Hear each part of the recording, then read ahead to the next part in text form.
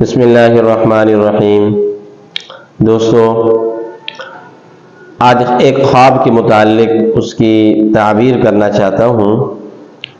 جس طرح کہ آپ ہمارے خوابوں کی تعبیر وغیرہ کی ویڈیوز دیکھتے رہتے ہیں، تو آج ایک ساتھی نے کمنٹ باکس میں لکھا ہے، اگرچہ انہوں نے اپنا نام یا عطا پتہ نہیں لکھا ہے، ویسے لکھنا چاہیے، بہرحال تو انہوں نے یہ جو ہے پوچھا ہے کہ خواب دیکھا ہے انہوں نے کہ وہ اپنے والد صاحب کو دیکھتے ہیں کہ ان کے بھائی کے گھر، جو ان کے والد فوت ہو چکے ہیں، تو وہ دیکھتے ہیں کہ ان کے بھائی کے گھر ان کے والد صاحب آئے ہیں، جبکہ ان کے بڑے بھائی بھی بیمار ہیں۔ تو اس کی تعبیر کیا ہونی چاہیے؟ دیکھیں جی، ویسے تو خوابوں کی تعبیر کا علم ایک وہبی علم ہے، جو خدا داد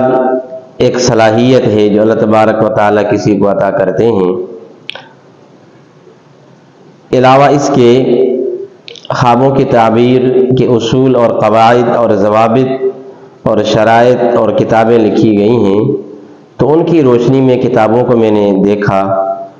ان کی روشنی میں بات کرتا ہوں کہ اس خواب کی تعبیر کے متعلق کہ یہ جو آپ نے خواب دیکھا ہے،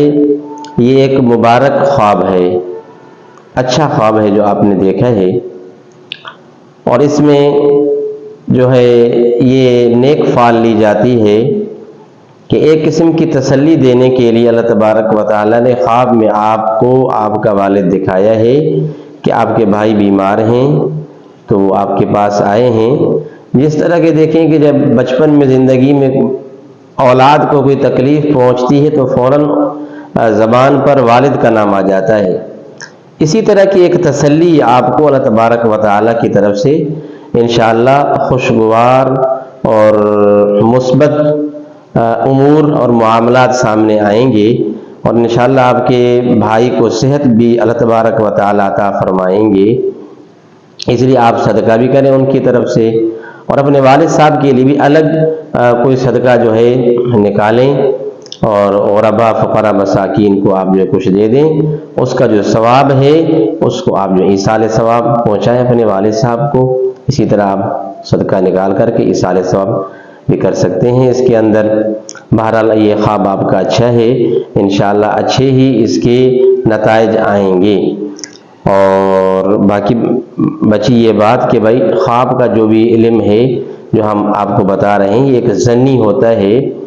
قطعی تو نہیں ہے کہ بے قرآن پاک میں یا حدیث میں تو یہ چیزیں نہیں ہوتی ہیں، البتہ